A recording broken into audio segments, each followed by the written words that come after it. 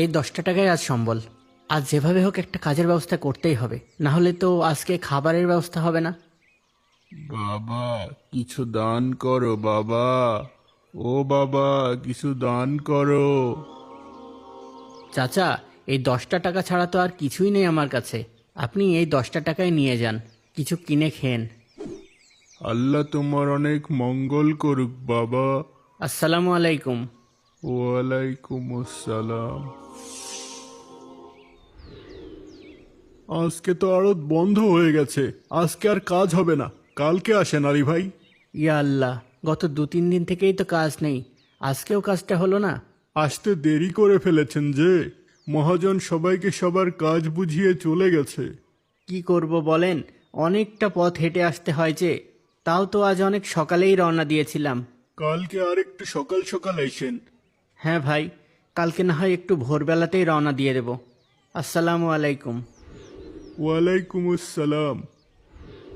কে লোকটা ভাই? উনার নাম আলী। ওই পাশের গ্রামে আরব পাড়ায় থাকেন। অভাব অনটনের সংসার, কিন্তু দানের হাত মাশাল্লাহ। সব সময় দেখি আল্লাহর ইবাদতের প্রতিযোগিতাতেই ব্যস্ত থাকেন। তাহলে ওনাকে কাজ দেন না কেন? কাজ তো দিতেই চাই, কিন্তু ওই যে আসতে একটু দেরি করে ফেলে, ততক্ষণে আবার মহাজন চলে যায়। আচ্ছা, আমি কাল মহাজনকে বলে দেব যেন উনার জন্য কাজের ব্যবস্থা রাখে। কিন্তু আজকের দিনটা চলবে কিভাবে? গত 2-3 দিন কাজ নেই, আজকেও কাজটা পেলাম না। এদিকে পকেটে তো একটা টাকাও নেই, তাহলে আজ বাজার করব কিভাবে? হে আল্লাহ, সব কিছুই আপনার ইচ্ছা, আমাকে ধৈর্য ধরার তৌফিক দান করেন। আসসালামু আলাইকুম।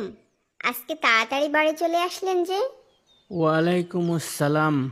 বাজারে আজ কোনো কাজ পাইনি আয়শা। ইয়াল্লা, তাহলে তো আজকে কোনো বাজারও করতে পারেননি। না, আজকের দিনটা কোনো রকমে চালিয়ে নাও। কিন্তু বাড়িতে তো সামান্য একটু ময়দা ছাড়া আর কিছুই নেই। ওই হবে, আল্লাহর রহমতে ওই ময়দাটুকু দিয়ে আজকের দিনটা পার হয়ে যাবে ইনশাল্লাহ। ইনশাল্লাহ। হে আল্লাহ, আপনাকে শুক্রিয়া এমন একটা ইমানদার বিবি দেওয়ার জন্যে। সুবহান আল্লাহ, সুবহান আল্লাহ, সুবহান আল্লাহ, সুবহান আল্লাহ, সুবহান আল্লাহ। আরে, আটার খামির তো আগেই বানিয়ে ফেললাম। এদিকে আমার খেয়ালই নেই যে বাড়িতে আগুন নেই। এই শুনেন, ঘরে তো আগুন নেই, আপনি একটু বসেন, আমি পাশের ওই প্রতিবেশীর ঘর থেকে আগুন নিয়ে আসি, ঠিক আছে? আচ্ছা যাও। আস্তাগফিরুল্লাহ।